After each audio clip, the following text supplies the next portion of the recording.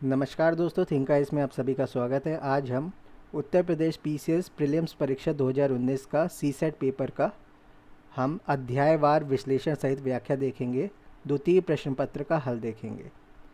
चलिए हम interpersonal and communication skill से शुरुआत करते हैं। अंतर्व्यक्तिक एवं संचार कौशल।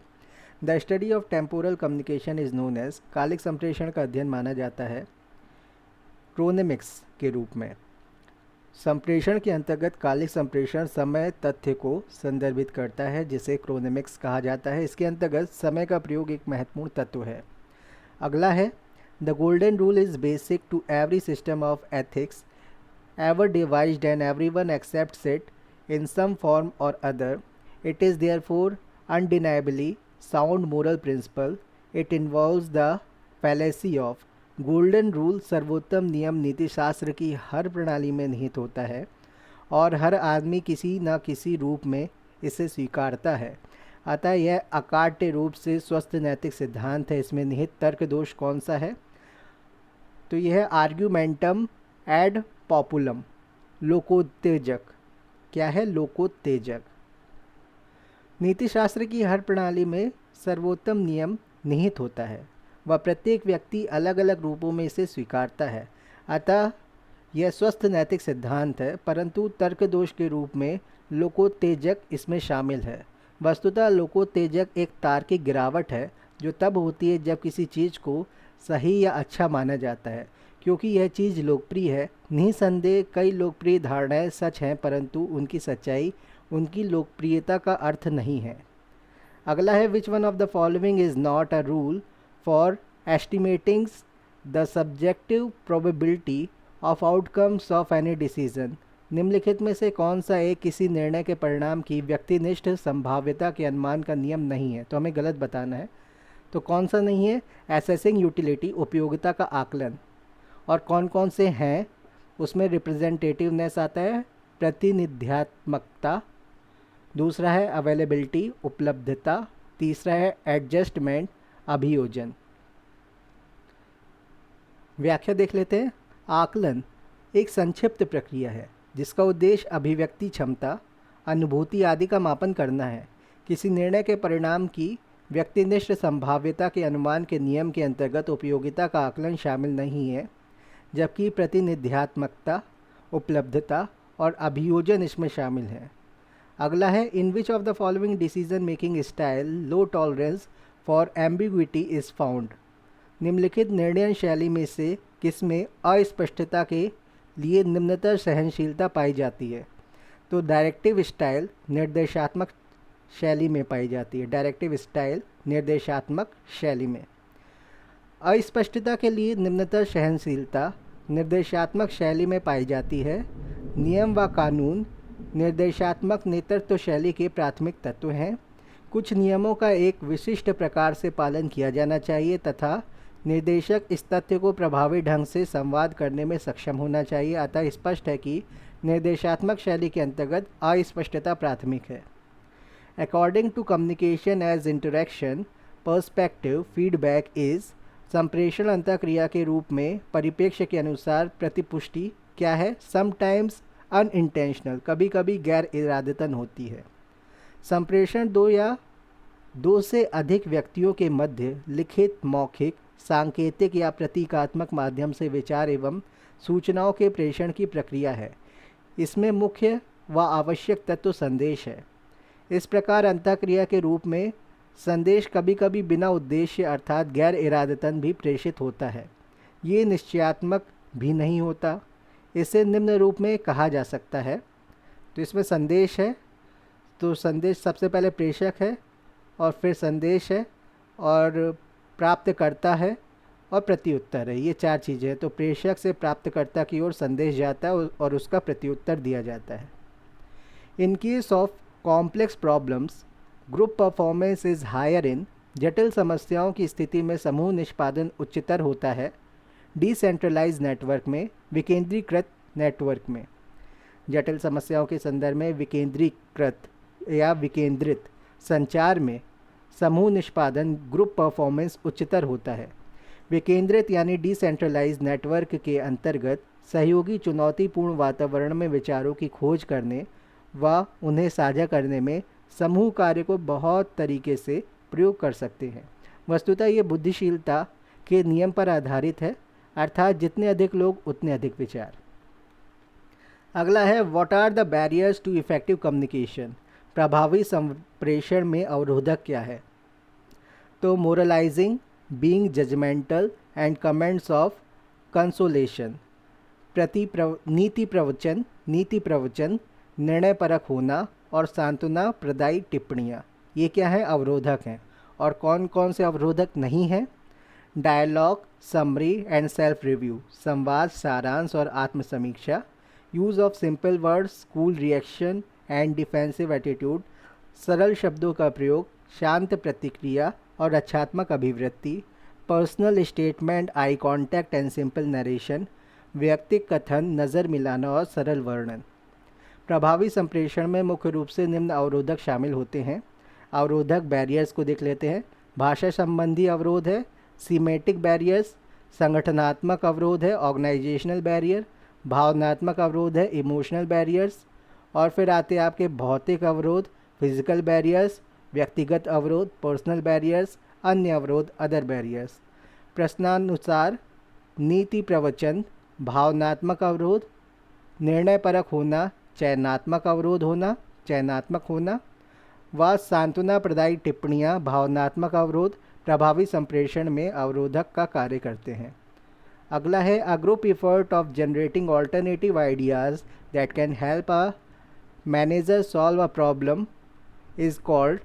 एक ऐसा सामूहिक प्रयास जो वैकल्पिक विचार उत्पन्न कर एक प्रबंधक को समस्या का समाधान करने में सहायता करता है कहलाता है ब्रेन स्टॉर्मिंग, बुद्धि उत्तेजक।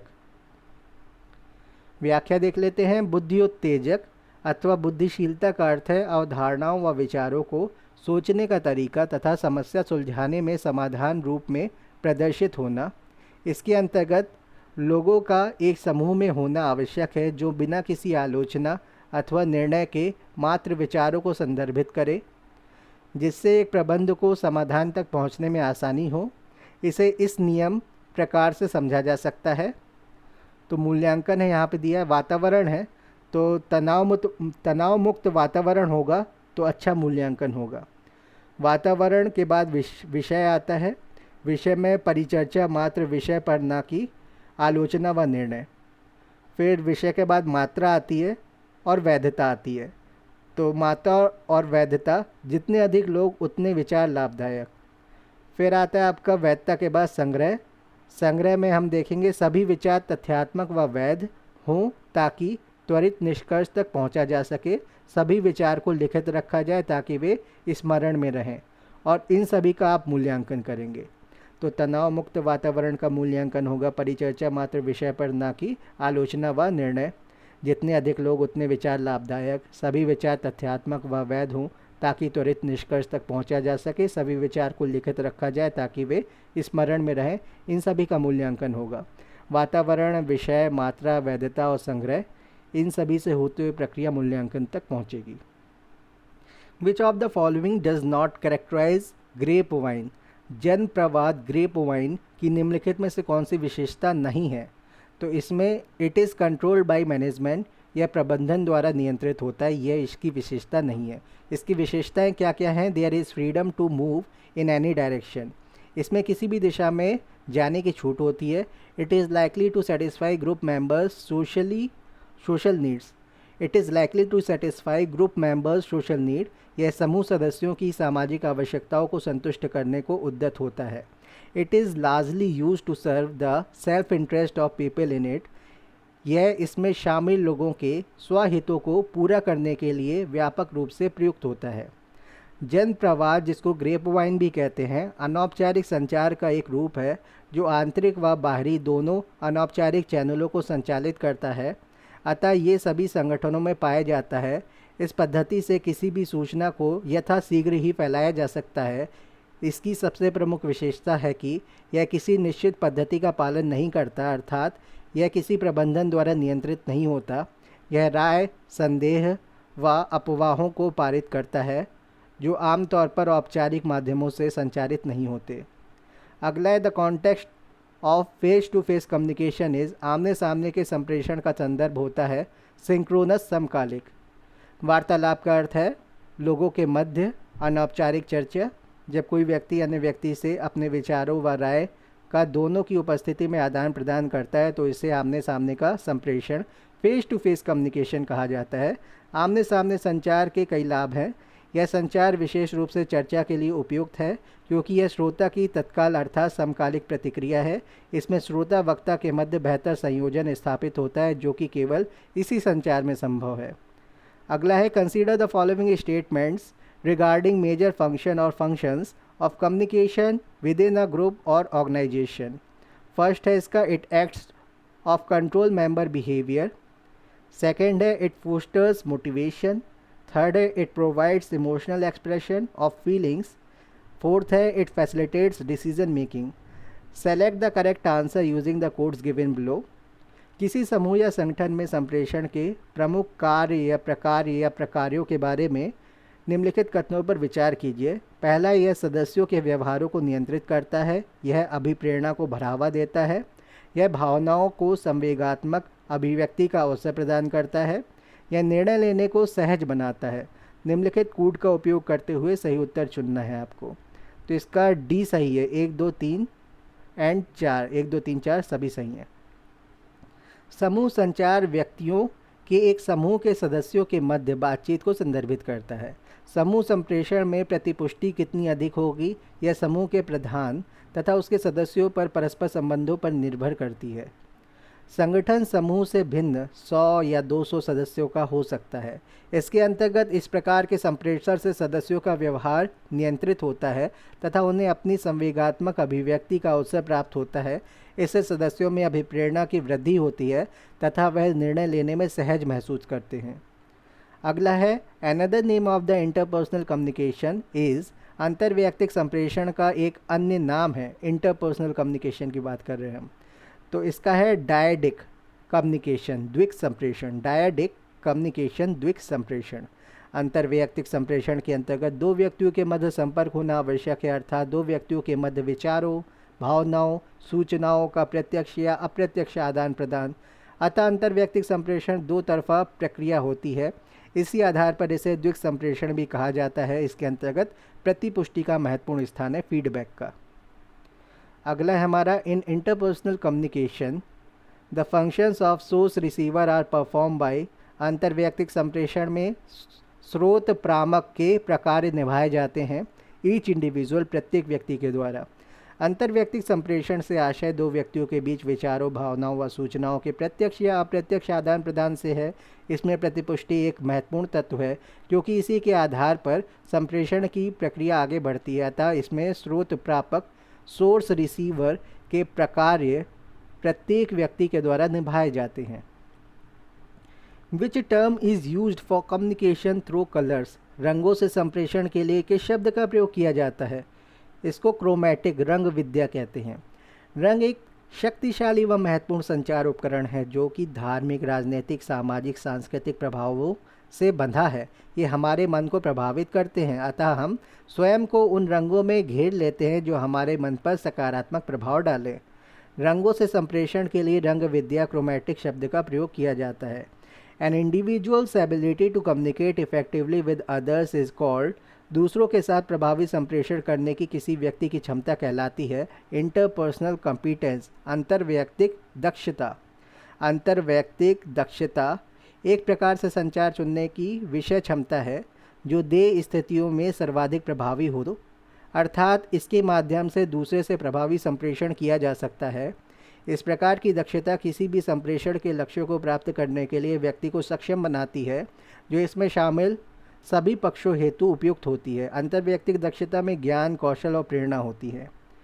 When you become other oriented you, जब आप अन्य अभिविन्यासित हों या हो जाते हैं तो आप क्या होते हैं? Consider needs, motives, desires of others while maintaining your own integrity. अपनी सत्यनिष्ठा को बनाए रखते हैं या बनाए रखते हुए अन्य लोगों की आवश्यकताओं, प्रेरणाओं, इच्छाओं के बारे में विचार करते हैं। When you become other oriented you consider needs, motives, desires of others while maintaining your own integrity. जब आप अन्य अभिविन्यासित हो जाते हैं तो आप अपनी सत्यनिष्ठा को बनाए रखते हुए अन्य लोगों की आवश्यकताओं, प्रेरणाओं, इच्छाओं के बारे में विचार करते हैं। अन्य अभिविन्यासित पारस्परिक प्रभावशीलता का एक गुण है जिसमें आपके संदेश को दूसरे व्यक्ति के अनुकूल करने की क्षमता शामिल है। इसके अंतर्गत दूसरे व्यक्ति में रुचि के प्रति सतर्कता का संचार होता है। अतः व्यक्ति अपनी सत्यनिष्ठा को बनाए रखते हुए अन्य लोगों की आवश्यकताओं, प्रेरणाओं, इच्छाओं के बारे में विचार करता है। अगला है an overriding element of consideration in all interpersonal communication is. समस्त अंतर्वैयक्तिक संप्रेषण का अधिभावी विचारणीय तत्व होता है कॉन्टेक्स्ट यानी संदर्भ। समस्त अंतर्वैयक्तिक संप्रेषण का अधिभावी विचारणीय तत्व संदर्भ यानी कॉन्टेक्स्ट होता है। समस्त अंतर्वैयक्तिक संचार उस संदर्भ से प्रभावित होते हैं जिसमें यह होता है। किसी कमरे, कार्यालय या अन्य स्थान के साथ साथ सामाजिक संदर्भ पर भी विचार किया जाता है। संप्रेषण के भावनात्मक मनोदशा व प्रतिभागियों की अपेक्षाएं भी संचार को प्रभावित करती हैं।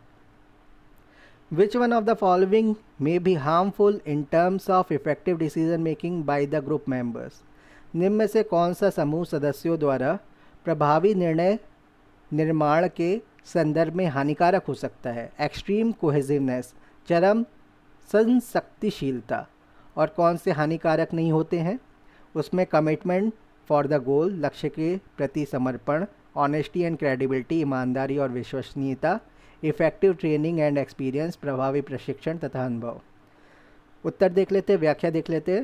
समूह संप्रेषण ग्रुप कम्युनिकेशन में निष्क्रिय आक्रामक संचार एक हानिकारक तत्व है जिसे चरम संशक्तिशीलता एक्सट्रीम कोहेसिवनेस कहा जाता है।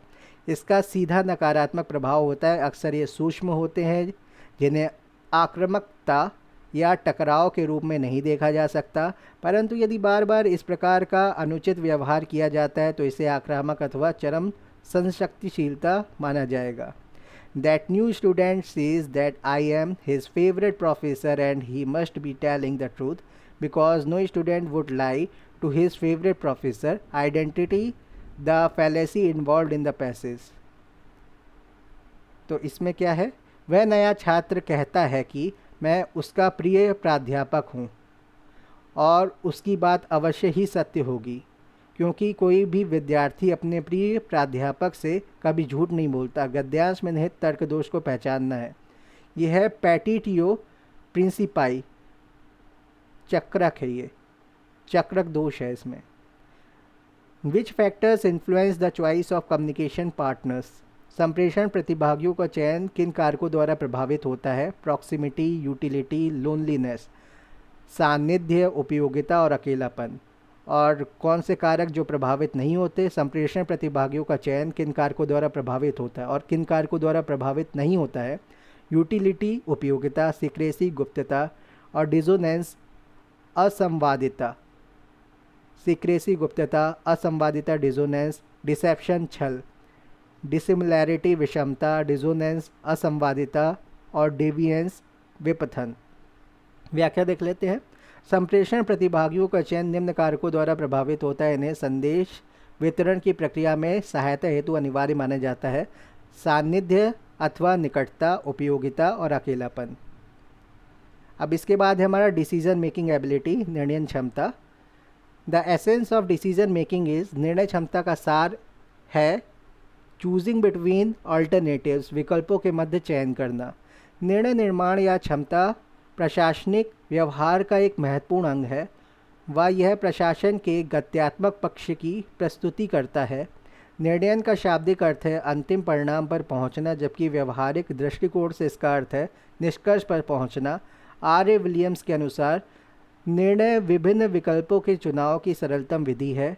Doctor JC. ग्लोवर के मतानुसार चयनित विकल्पों में से किसी एक के संबंध में निर्णय करना ही निर्णयन है। अतः ये स्पष्ट है कि निर्णय क्षमता का सार विकल्पों के मध्य चयन में निहित है। अगला है the first step in decision making is to, निर्णय लेने का पहला चरण है इस्टेब्लिश स्पेसिफिक गोल्स, विशिष्ट लक्ष्यों को स्थापित करना। निर्णय लेना एक संज्ञानात्मक प्रक्रिया के रूप में माना जाता है जिसके परिणाम स्वरूप विश्वास या अन्य वैकल्पिक संभावनाओं के मध्य एक चुनाव होता है।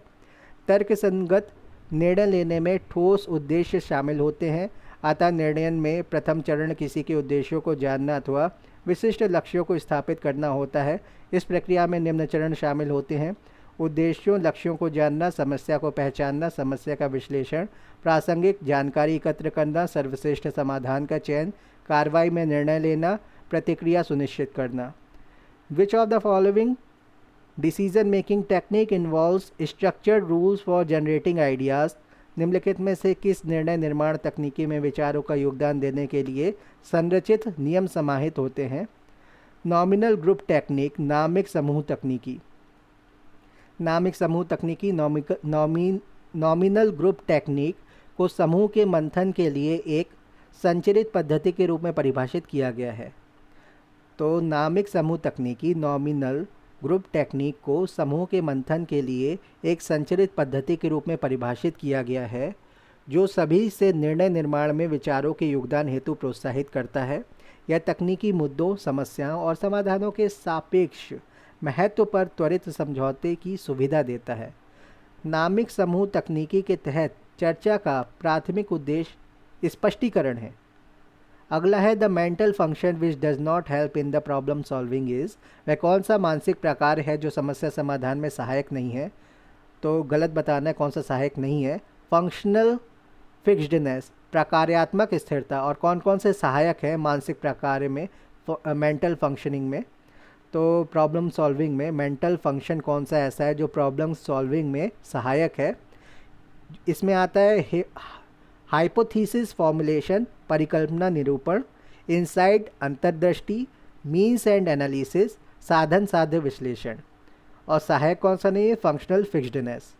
प्रकार्यात्मक स्थिरता एक प्रकार का संज्ञानात्मक पूर्वाग्रह है जिसमें वस्तुओं को केवल एक विशेष तरीके से काम करने के रूप में देखने की प्रवृत्ति शामिल होती है।